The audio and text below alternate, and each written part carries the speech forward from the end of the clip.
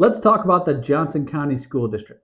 I'm Brian. I'm a realtor in Indianapolis, and I am taking a look at the counties around Indianapolis and some of the larger ones around the state of Indiana, and giving a background information on some of the schools located in each county.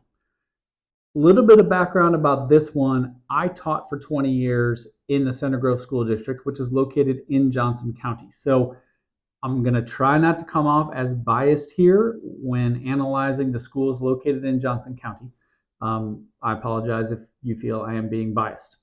Now, I am only looking at the high schools because, in my opinion, when it comes down to it, most people only care about the high schools that all of the elementary and middle schools feed into. And as a parent, I care most about my student, my child being prepared for the next level, whatever that's going to be: college, technical school, military, job life, whatever that is.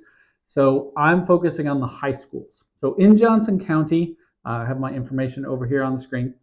1, 2, 3. There are 7 high schools that I'm going to analyze. Now, sometimes there are more secondary schools than I'm going to talk about. However, I don't have information on all of them because private schools especially aren't necessarily sharing all their information with the state. So these are almost always going to be public high schools. So within my analyzation, I have 4 categories that I'm going to be analyzing. Graduation pathways completion is the number or the percentage of grade 12 students who complete graduation requirements.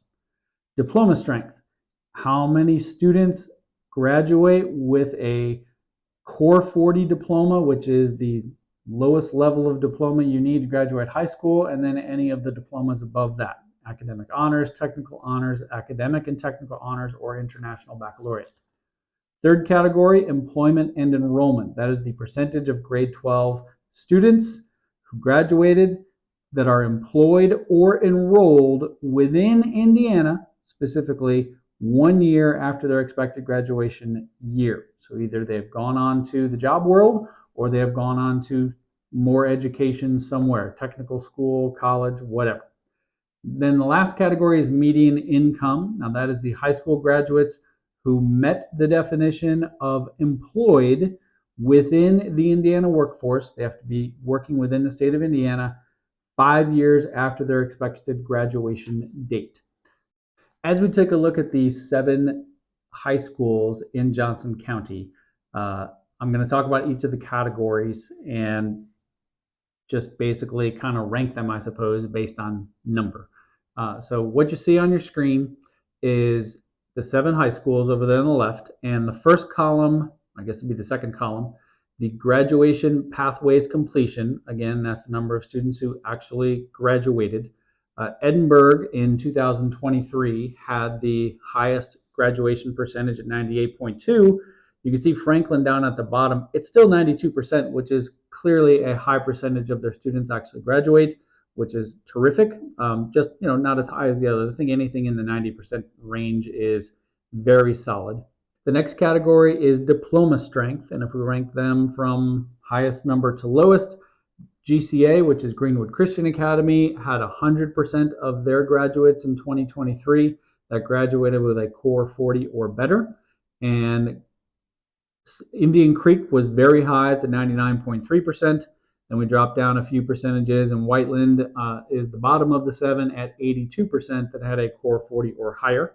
So the third category is employment and enrollment. Now, right out of the gate here, Greenwood Christian Academy didn't report that information. Oftentimes we'll find that private schools don't necessarily report all information to the state, so it is what it is. Based on the other 6 schools, though, Edinburgh had the highest percentage of students that wind up having a job within a year of graduating high school within the state of Indiana. And Greenwood at the bottom at 86.6 is still a nice percentage of students who wind up with a job or enrolled in a post-high school school. Okay, final category is median income. Once again, Greenwood Christian Academy did not report those results.